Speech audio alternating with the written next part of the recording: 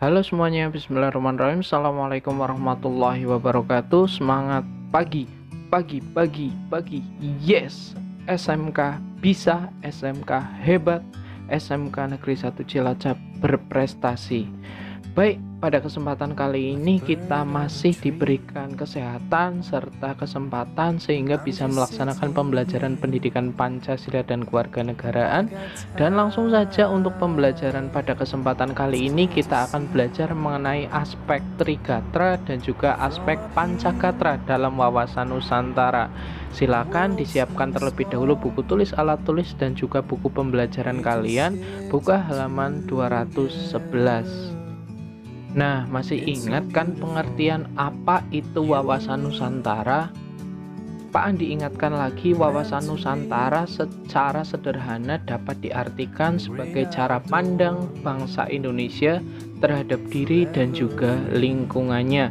Itu pengertian sederhana dari wawasan Nusantara. Dan sekarang kita belajar mengenai apa itu Trigatra dan juga Pancagatra.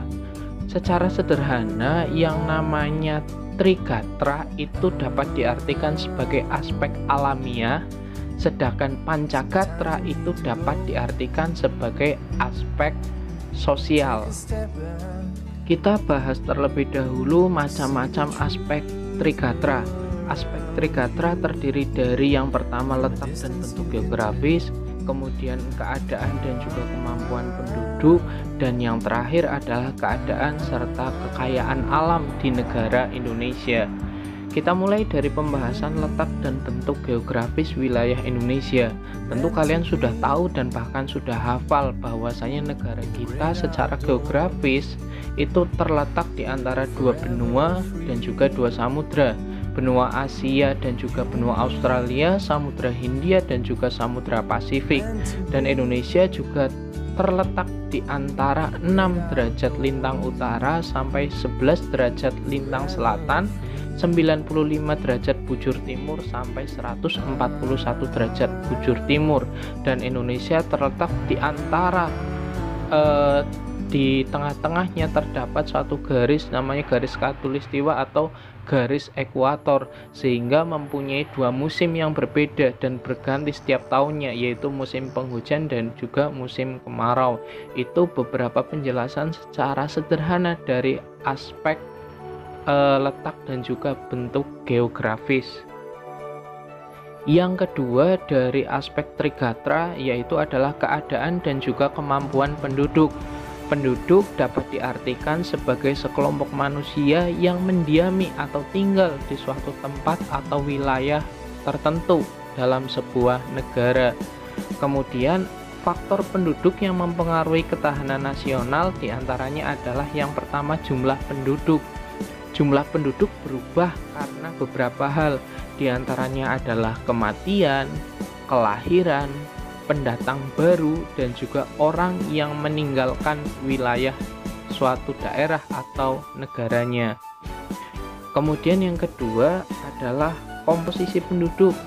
Lah, komposisi penduduk itu apa sih? Komposisi itu adalah susunan penduduk menurut umur, jenis kelamin, agama yang dianut, suku bangsa, tingkat pendidikan, dan lain sebagainya. Jadi di sini penduduk Indonesia atau penduduk di suatu daerah itu sudah terseleksi menurut umur, menurut kelamin, atau menurut yang lainnya.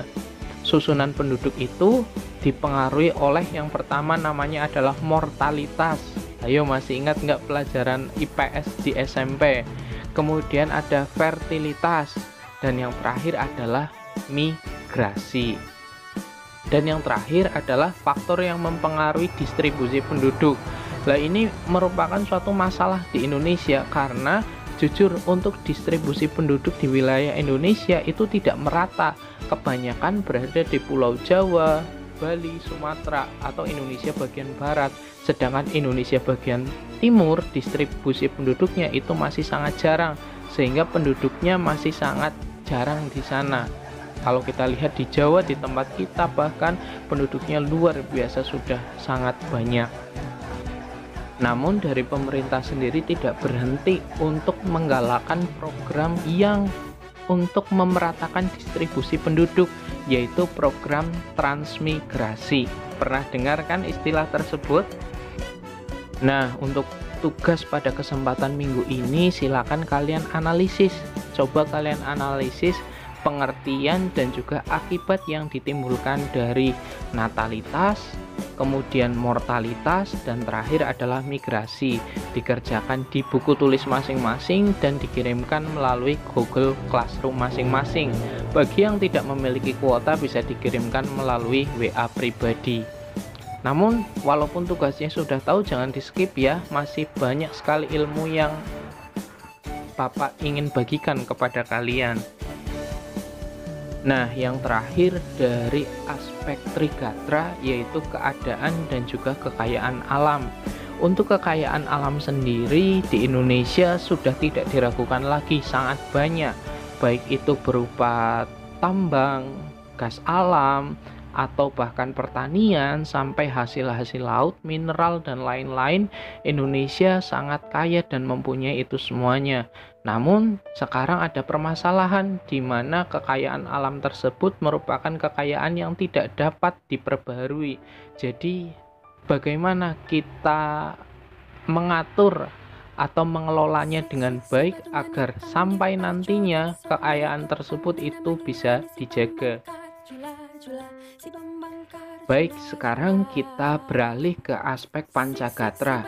Atau aspek apa ya tadi ya? Ya, aspek Pancagatra disebut juga sebagai aspek sosial yang ada di Indonesia. Aspek Pancagatra sendiri di sini dibagi menjadi 5. Yang pertama adalah ideologi, politik, ekonomi, sosial budaya, pertahanan, dan juga keamanan. Kita bahas satu-satu dari ideologi. Untuk ideologi sendiri diartikan sebagai guiding of principle atau prinsip yang dijadikan dasar suatu bangsa. Seperti yang kalian ketahui dan tidak bisa dibantah lagi, ideologi yang kita anut adalah ideologi Pancasila yang humanis, religius, demokratis, nasionalis, dan juga berkeadilan. Kemudian untuk politik sendiri, politik diartikan sebagai asas halauan atau kebijaksanaan yang digunakan untuk mencapai tujuan dan juga kekuasaan. Untuk politik kita itu tercermin di dalam Pancasila, sila keempat. Yang ketiga adalah ekonomi. Kegiatan ekonomi adalah seluruh kegiatan pemerintah dan juga masyarakat dalam mengelola faktor produksi dan juga distribusi barang dan juga jasa untuk kesejahteraan rakyat. Untuk sistem perekonomian kita itu menggunakan sistem ekonomi kerakyatan yang menghindari adanya free fight liberalism, etatisme, dan juga tidak dibenarkan adanya monopoli. Itu prinsip ekonomi yang kita gunakan dalam wawasan Nusantara. Yang keempat adalah sosial budaya yang diartikan sebagai kondisi dinamika budaya bangsa yang berisi keuletan untuk mengembangkan kekuatan nasional dalam menghadapi dan juga mengatasi ancaman, tantangan, halangan, dan juga gangguan. Seperti yang kalian ketahui, kegiatan sosial kebudayaan kita itu sekarang sudah tercampur dengan sosial kebudayaan barat, sehingga kita harus pandai-pandai menyaring itu semuanya. Dan yang terakhir adalah pertahanan dan juga keamanan, yang semuanya diatur dalam sistem pertahanan dan keamanan nasional yang namanya adalah Sishankamrata, Sistem Pertahanan dan Keamanan Rakyat Semesta. Sishankamrata sendiri mempunyai konsep TNI dan juga Polri itu sebagai kekuatan utama dan rakyat sebagai kekuatan pendukung.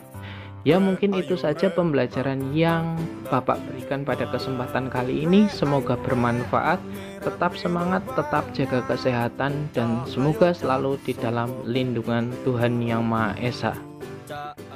Billahi taufik wal hidayah. Wassalamualaikum warahmatullahi wabarakatuh.